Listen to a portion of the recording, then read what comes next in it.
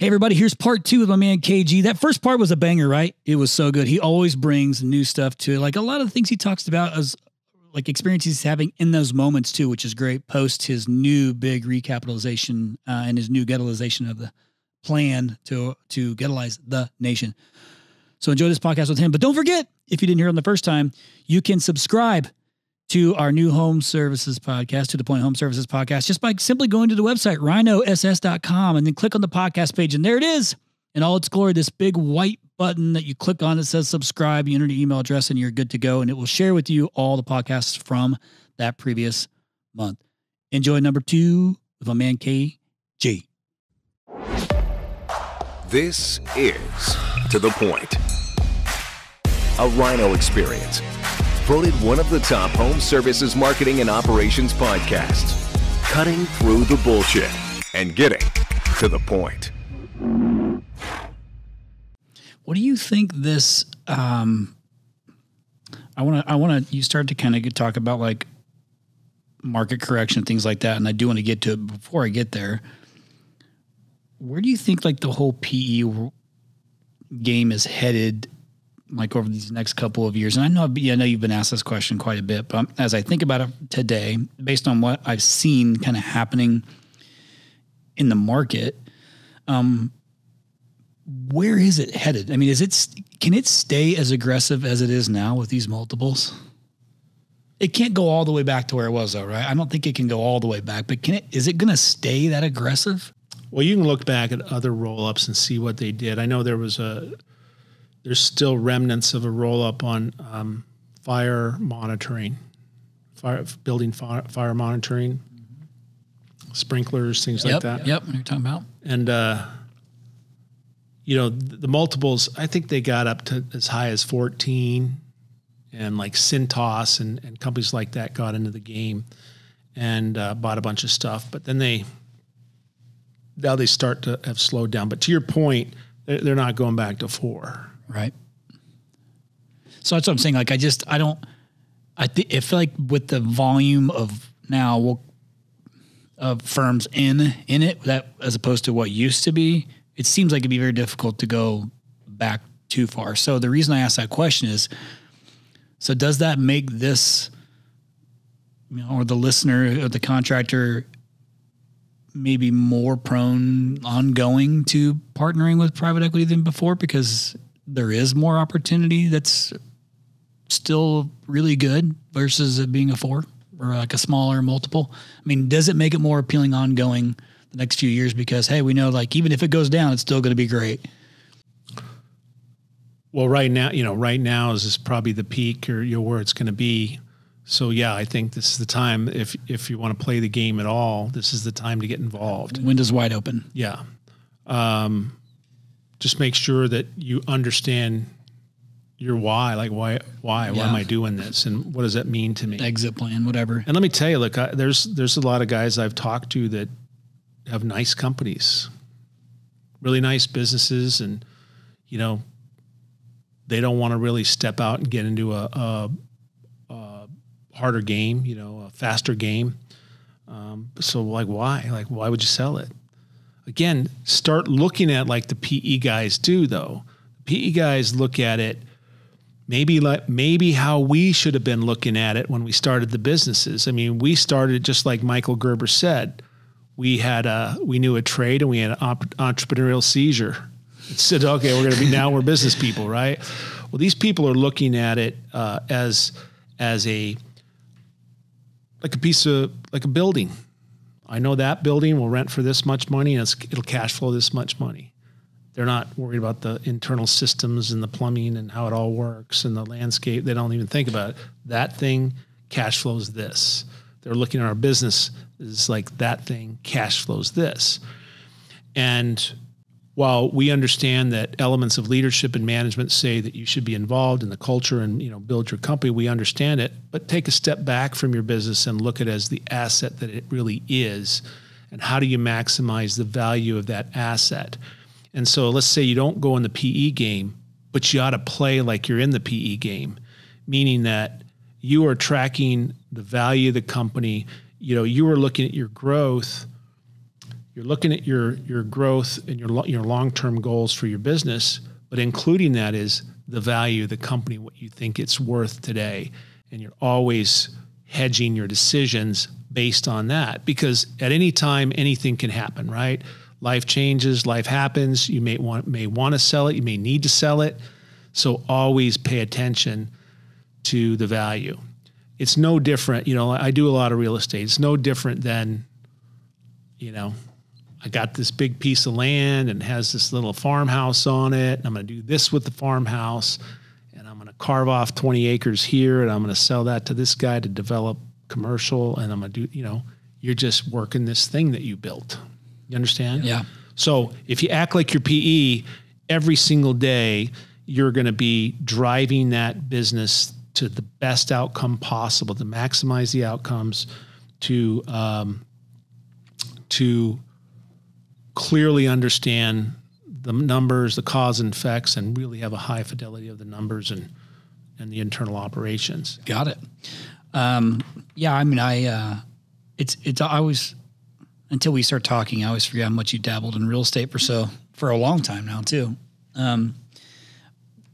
But in regards to, speaking of real estate, as we go into I've heard the term, recession coming up, and I feel like that seems a little, and maybe I'm wrong. This is subjective, but it seems like a little bit harsh of a word to use on what I think we're about to experience. I don't think it's going to go back to maybe like 07 or 08, like that whole, and maybe it is, I don't have no idea, but I don't feel like it's, even if we go into it, let me position this differently.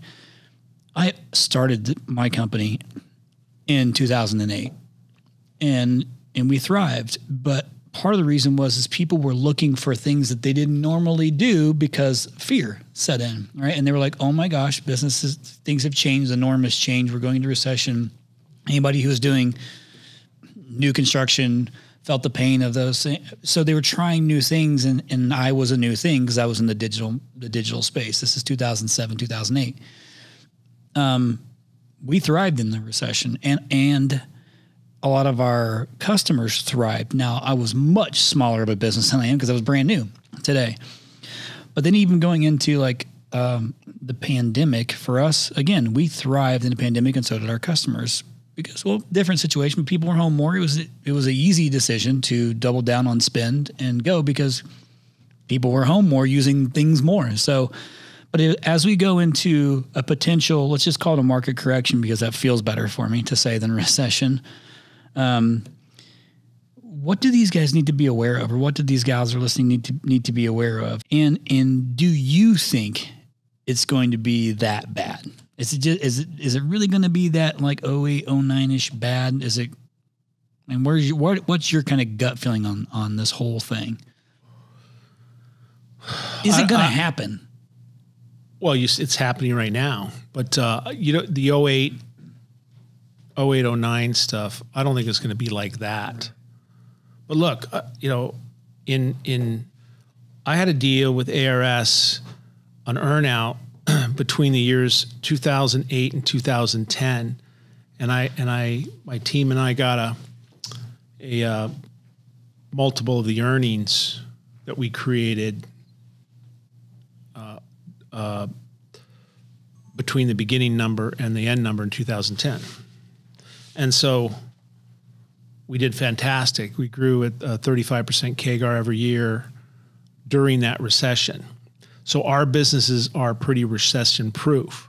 But I will say this. So here's what the condition is though. The approval rates on financing will start to go down. So you're not going to get as many deals bought. There's going to be some pressure on price. I've never seen anything too daunting on that, but there's some pressure on price. So you got to be a little more efficient. So in all cases right now, we're feeling that stuff now. Yeah. You got to start thinking about being, efficiency is the game, right? Productivity and efficiency is the game right now. And then add one more element to it though. You and I were talking about this morning, but I got a business in Tucson, right? And I kind of enjoyed for many years kind of not having a lot of competition in Tucson. There's some good competition, don't get me wrong, but not a lot. You know, you go to Phoenix, the day I stepped in Phoenix, I know I was in the man's game. There's real operators here, and you got to play hard or you're left out in Phoenix. Vegas, you know, I've been really for a long time kind of owned, you know, kind of was my own little playground. Right.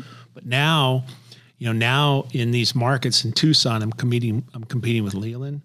I'm competing with Wyatt. I'm competing with who else is out there? That's the two major players. But we were talking about Right Way earlier, but no, you're in San I'm competing Antonio. with a roll up with Right Way. Yeah, there's a roll up. They went on with somebody. I don't remember who, but anyway, the point is that the level of sophistication in these markets is going to get bigger. When you got 4 or 5 of some of the top operators now operating in the same place, I don't know what that's going to really look like. Yeah. And that's happening more and more, obviously, with all the consolidation that's going on. I mean, you playing ball in San Antonio is a market I play ball in quite a bit, and same kind of deal. There's some pretty solid operations there as well.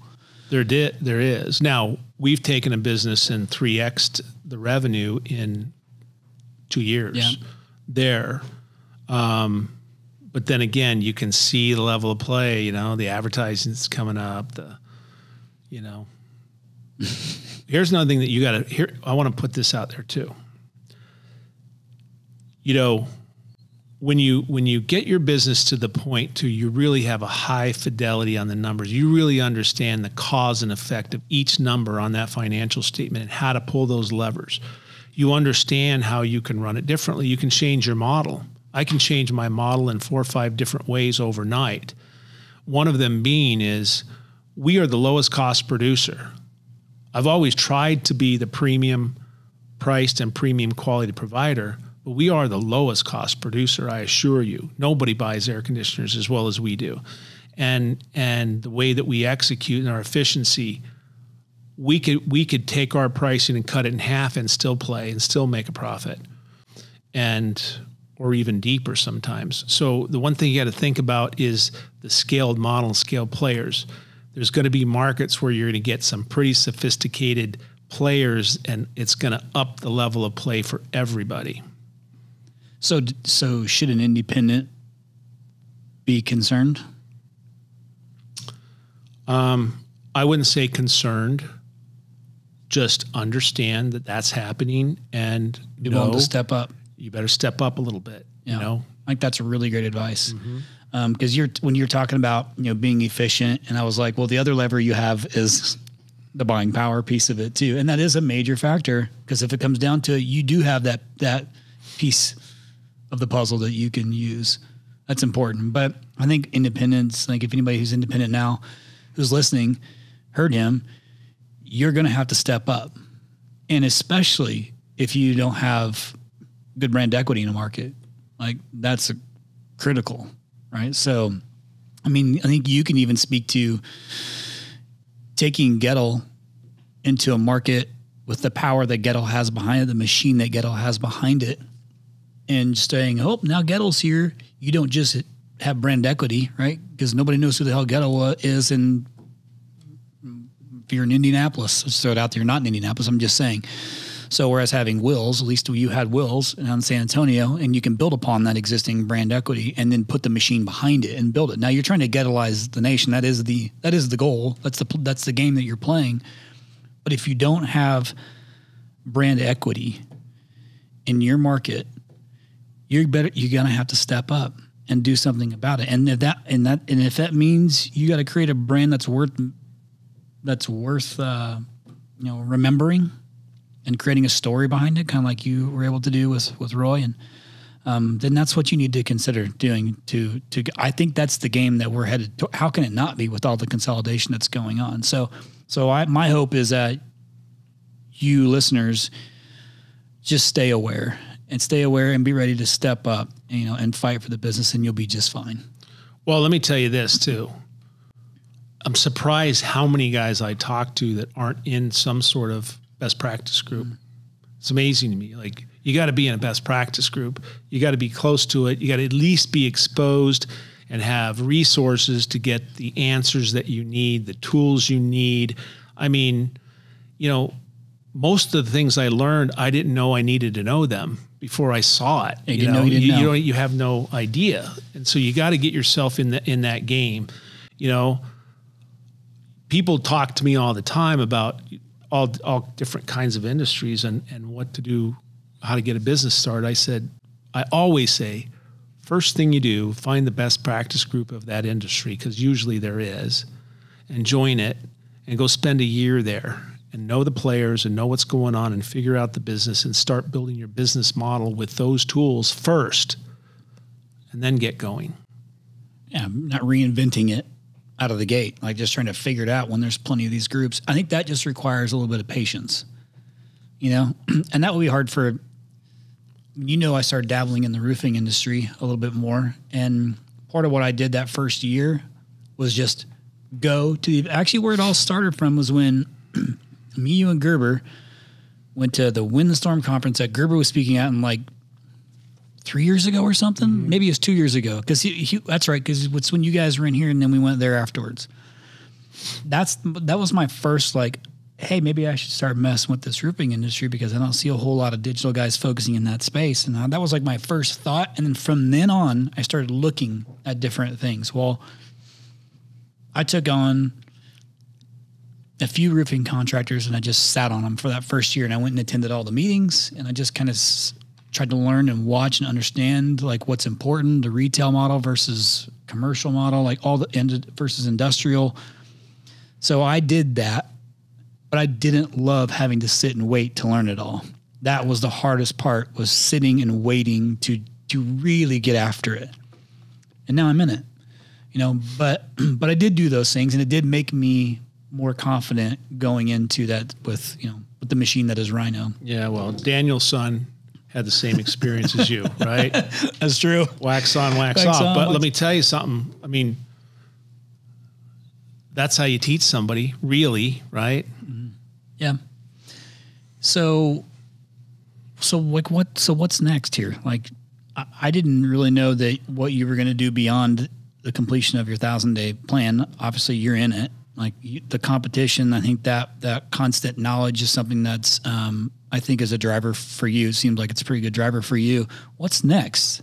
Like, do you have another quote unquote 1,000-day plan in place to do something different? Are you there? Have you recognized what that plan is? Did you already know it before you went into it? Like, where are you? What's going on? Where are you at? Where are you going? So, and when are you going to buy a roofing company with me?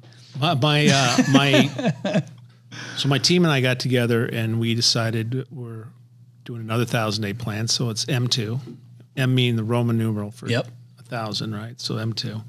So we're just working M2 right now. We're starting to build the infrastructure of the plan on, you know, what needs to happen when. We got the fundamentals of it and when we're executing fine. So building the C-suite up, getting some, putting some positions in that I didn't have before that I need to continue to scale the operations. Hired a president, which is a new thing for me. And, you know, again, you get to this size, you need somebody that's just keeping the cadence of the operation, all the meetings, all the check-ins, all the accountability, the execution really happening. And frankly, that's not my thing. You know, I go find the opportunities and I put it together. But that daily execution, now we're going to have, you know, we went out and found a real great leader there. And then now I have a very, very strong total management team. So I'm going to let them work on that. I'm going to kind of point in the right direction, look for some new opportunities. You know, I'm going to head up, you know, the overall direction of the company, all the innovation side, and M&A. Got it. So is the B letter? I'm going to go find someone else to roll up. Now that I kind of got to this place and I understand it, I'm going to go find another industry to roll up. Another industry, you say? Yeah. Huh. Well, I got non-competes. Oh, okay. On this one, right? Well, I know a good one. But let me tell you, I'm still driving Gettle, and I'm still the CEO, and I will remain the CEO, and I'm going to get this next move done, and, you know, keep the momentum going to realize their vision of Gettleizing the nation. But I want to make sure I'm not just a one-trick pony and go do another business. Well, just say the word. I'm in. All right. I can make that one happen. Well, look, I cannot stress this enough. You don't have to sell your business, number one. Keep growing it, keep earning it, but treat it like a private equity firm does. You are, look at it for what it is. It's something you're building. It's something you're building to help fund your primary aims in life. So that's what it is. You want to maximize the returns there so that your primary aims in life are covered, right? And then, there is an element for guys who want to get in and play a bigger game and stretch themselves and see how far they can climb. I mean, after a certain point and after selling another business, I'm kind of like just in the game of how far can I really go? Yeah. I always had this dream of when I was a kid banging the gavel at the New York Stock Exchange. Now, my partners tell me that going public is nothing you really want to do, but I still want to do it just to realize the goal. Like I'm finally taking my HVAC and plumbing company public. That seems like a worthy experience, right? Pretty cool box to check. Yeah. So anyway, I'm just working on things like that. So I'm going to roll up another industry, and I'm going to lead Gettle to coast. That's what I'm doing. So is the number in your brain the $1 billion number? We got to get to the B's now, right? That's going to be some work, man. I mean, listen, anything less than that's a hobby, right? I mean, look, when you see the kind of money that's been thrown around with a bunch of us knuckleheads, got to be $1 billion. Got it. Love it. Well, what I hear you saying is if I could recap this whole thing in regards to private equity, you want to do it the right way. Not the easy way. Not the easy way. Yeah. Be careful. And let me tell you this.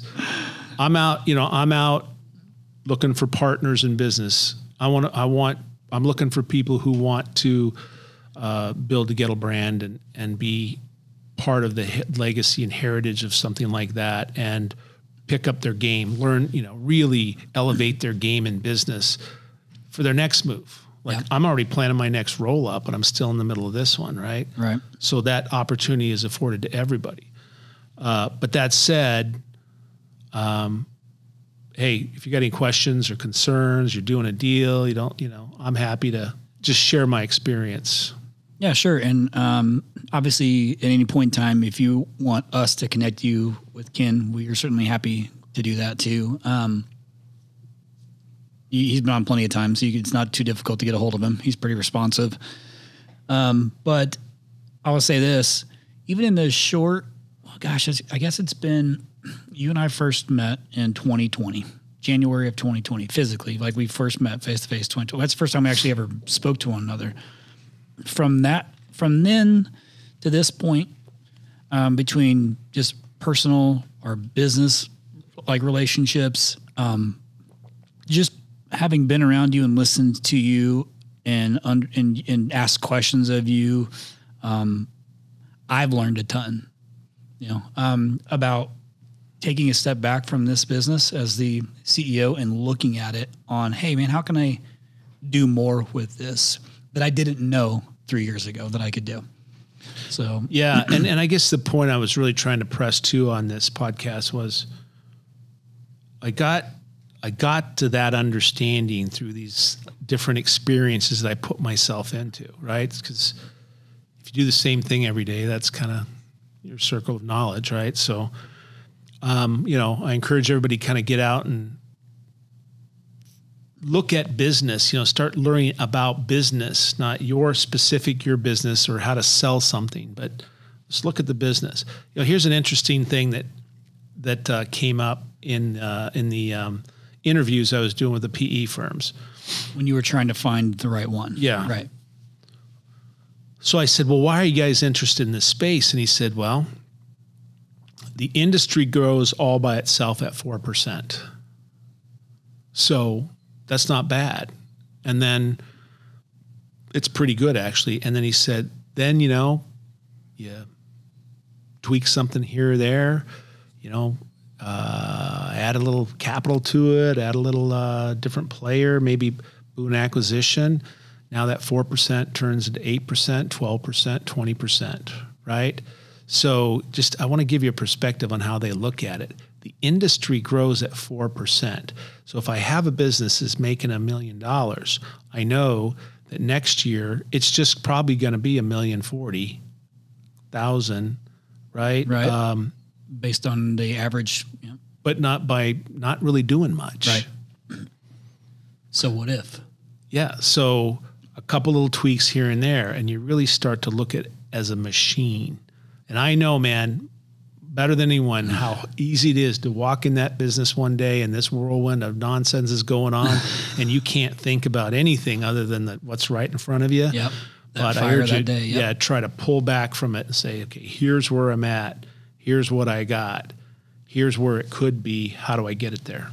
And you and I were talking a little bit at a time too, that as the business scales, firefighting, that's what I'm going to call it, seems to just kind of be something that happens like more consistently just because of the sheer volume that you're doing and the growth that comes with that. I mean, it seems to me like that's kind of become more regular. I'm not saying the fires are like these out of control fires, just in general, like things you got to work through in the business, an operational miss, a management miss, a personnel miss, whatever it is. There's just constantly something that you're having to like resolve, but you have to find a way to give someone else the authority to manage that and fix that while you take a step back too and continue to look at your, like you said, as an asset, to really kind of get to see the big picture, to understand, man, how do I really scale this thing?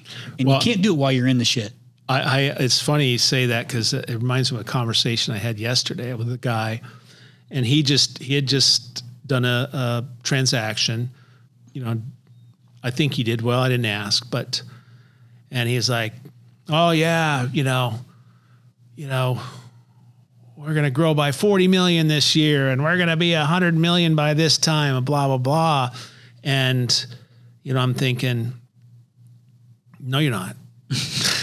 You're not, because all you're focused on is that revenue number. And you got to understand, more revenue requires more infrastructure, right? And so, somebody, a team of people better be working on an infrastructure every single day to fortify it, to support the growth, or it doesn't matter how much more sales you do, it will not translate to a profit. Been there a million times. Lots of people listening have been there a million times, right? So all these guys pounding their chest, oh, we're going to be 60 million in EBITDA tomorrow, blah, blah, blah. I'm like, no, you're not. You're not. You don't even have, you don't have a bookkeeper. What are you talking about? You got to understand, you're building a machine, and the machine has to have an infrastructure. It has to have the moving parts that support the output, right? Mm-hmm. And that has to be growing along with the revenue.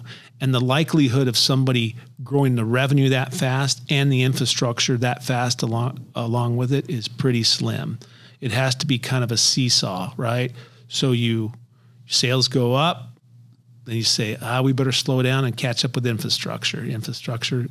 Focus on infrastructure goes up, then back and forth. I mean, ideally you keep it level, but it doesn't seem to quite go that way. Maybe you keep your swings lower. But that's another thing to think about. Growth costs money. Growth requires attention. Growth requires more systems. So you don't think that you're going to get in this game, all of a sudden you're going to go from $50 million to $250 million in 2 years. You got to get the infrastructure put together. And that's a major task, to get the right people and the right setup to put it together on the fly while you're flying the damn airplane. Yeah. Well, and part of it, I mean, if I'm a listener, I'm thinking like, oh my gosh, that sounds like so many things that I don't quite understand. If you heard Ken say, this is where like getting in peer groups is incredibly important too, because you'll begin to understand with a little bit of extra support on how to start to build those things that you're not thinking of. Because like you'd said, as you've kind of been down this path and went through the different sponsors, you've continued to learn new things about, you know, like you didn't know what you didn't know type of thing.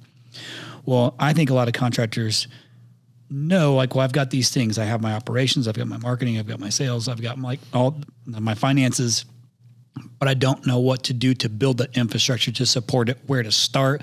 This is why being involved in peer groups is important to be a part of. And being a student of the business is important, because then you begin to learn and understand more of those little pillars or levers that you can have to use to build that infrastructure. And then also, I mean, the management piece, I think, if you would agree, is the key, is a lot of the key ingredient, because those are the ones that are driving those processes and the ongoing check-ins of the KPIs and like the businesses.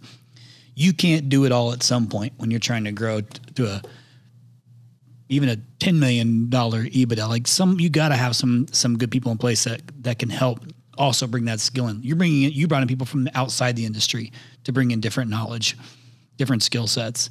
So be open to maybe not doing it like everybody else, but you also got to be aware of, you got to have that infrastructure to support the growth. It's like when somebody, you know, messages me, Ken, and they say, hey man, I want to bring you on board to take over digital for the company. And we're sitting at 80 million today, and we want to be at 120 million, you know, by the end of next year, or like some like crazy number. Maybe that's a bit harsh, but somebody who says they want to go from 10 to 30 million. My first question I always say to them is, well, what are you doing on the infrastructure to support that type of growth? Because otherwise it's just, you're throwing out a random number to me. Do you have a recruiting in place for it? Do you have like, what's it look like? How many service techs you have? How many install crews you have? You got to have the infrastructure to support it. Law of diminishing returns. Yeah. Right. And you better be incredibly efficient. Yeah, but you got, you know, in other words, more sales do not automatically equate to more profit. Yep. That's right. 100%. And so, you know, I got all these guys running around, and everyone's got the new EBITDA, you know, vernacular, which most of them I don't believe really understand what it means and the impact of their business, but it's cash flow. So look, the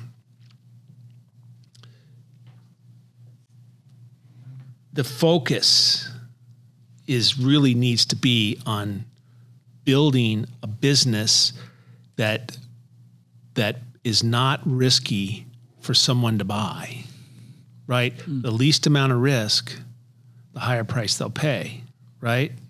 So if you have a great management team, if you have metrics on every employee, if you have a compliance division that's making sure that everything that needs to be checked in compliance is being checked, if you have management development, if you have on and on and on, you have a real business that you know that the majority of places where you can get tripped up are being monitored, and they're all static, you have a more valuable business.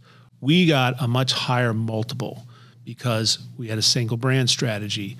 I'm not trying to be everything to everybody in every market and all the nonsense and that comes along with all these different brands. I have our infrastructure. That's one thing that BOM really did, said we got to get the infrastructure built. So we invested heavily in the infrastructure and people and process and softwares and everything, and tied that together. I mean, most of these businesses that are getting bought and sold, the infrastructure isn't there, and the PE firms are like, yeah, we'll put that together with you. Mine was already done, which drove the value. Got it. Our organic growth really drove our value because, you know, they see that the machine works. You don't have to continue to buy things to artificially inflate your earnings. So that the businesses that we buy are actually additive. They're not just making up for poor performance. So there's all these kind of nuances that you got to think about. Again, back to the whole statement of, if you're going to keep a business, run it like a PE guy does. You'll create the maximum value and the maximum income. Do it the right way, not the easy way. Yep.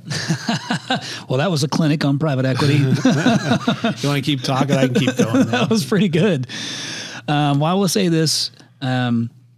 there's actually, I love having these conversations with you too, because we talk about so many different things, and every time that we're talking, I always learn something new. I hear something new. I hear different, stories that you have. And in this point, this time it was that you had done a couple of these where you felt like it was you hit a wall. It was hard, and maybe that wasn't the right decision, to make. And so maybe having known what you know now, you wouldn't have done it the same. Because we know some of the listeners are going through the same thing. But point being is I'm always learning something new about your journey.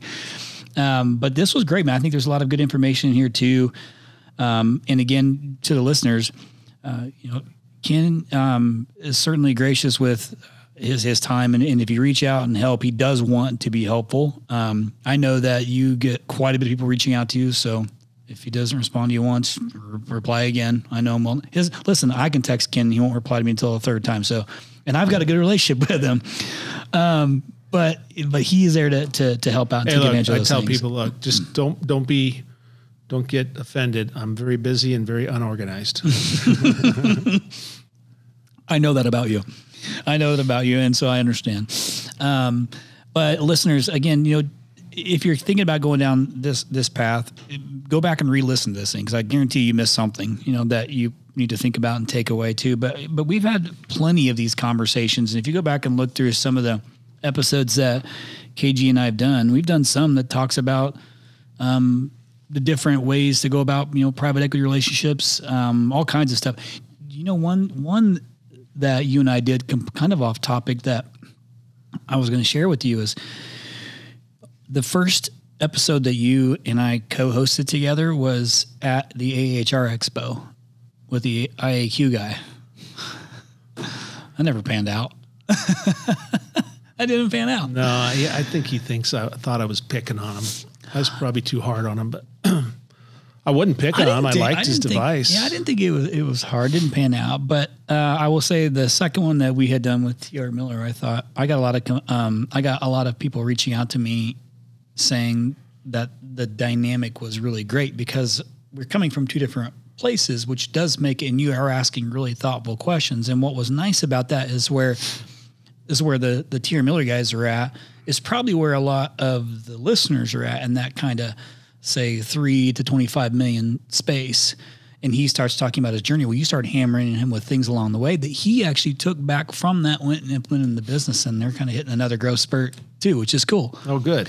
So, but we got to do more of this co-hosting stuff. I know it's a pain in the ass for you because of just where you're at in regards to being busy. I'm here in this office most of the time. So, but we got to do more of that. I like doing that. You want to do that? Yeah, let's do it. Perfect. Let's do it. All right. Well, that's all I got. I want to finish with this too. We'll probably have to two-part this thing there, Ryan. But I've never done this before. Would you like, how we usually finish with reading a review? Uh-huh. We have a review right here for the podcast. Would you like to read this review for us? I'll circle it. Oh. Just go ahead and read it. So just read the name of the person who left it, and then whatever the messages they left. I haven't read it, so I have no idea what it says. Can you read that? Do you need some glasses? I can read it, but I don't really try to. All you're doing is reading the review. All right. This is a review for the podcast. M. Night Olinger. From Mr. M. Night Olinger. Okay, not M. Night Shyamalan. This is gold. There are plenty of folks who want to teach how to grow a business. Few actually have time in the trenches to give actual advice. Ken is full of practical wisdom. Great podcast. Oh, that's why you said that. Okay. I didn't even read the review. That's it. So I didn't even know it referenced you. The only thing I hate about wisdom, here's what I hate about the word wisdom, is because it's like only old people give wisdom. I'm not fucking old. Listen, hold on. Hang on a second. I got my balls busted for not using wisdom. Okay? Remember? I know you remember. Sat right here and told me knowledge and wisdom, not tips and tricks, motherfucker. All right, listen. That's nice. So thank you, M. Night. Yeah, I literally didn't even read it, so I had no clue. I was like, why are you worried about pounding your chest, Kim? I like that name, M. Night. M. Night Olinger. Well, shout out to you, and I appreciate you leaving the review. And obviously, listeners, man, we really appreciate when you leave those reviews, and especially again when you leave them for the guests that are on, because I like to share it with them. I'm going to leave you with this one thing too. In one of the previous episodes too, we had with Jim Abrams. One thing he said I thought was really, really good was he had said. Sometimes you just got to make the decision and know that they're not always going to be the right decisions. It's like you just got to make the damn decision and move on, and either you win or you learn. And I thought that was really thoughtful. So KG, man, I appreciate you coming in here to meet with us. Yeah, enjoyed it. Thanks. And I know you're all over the place too, and making time for me isn't easy, but I'm grateful. So listeners, take advantage. You don't got to do everything he said, but you got to do something. No 0 days. Listeners, thank you so much again for listening to this podcast week after week. We are extremely grateful. Again, the whole purpose of this podcast is to give back to the home services industry that we love so much, whether you're a Rhino or not. We really, really appreciate all the subscribers. And if you haven't subscribed yet, please go in and subscribe, and you'll get all the episodes sent to you automatically weekly. Also, we have really enjoyed your feedback. It's so meaningful for us when we get to read the nice comments that you guys put. So keep doing that. And if you don't know how to do it, here's what you got to do. You search for To The Point Home Services on Apple Podcasts. You click on our profile, scroll all the way down to the bottom, and hit write a review. And be honest and share your story and how the podcast has impacted you and your business. Thanks again from the bottom of our hearts at To The Point Home Services Podcast. We appreciate you.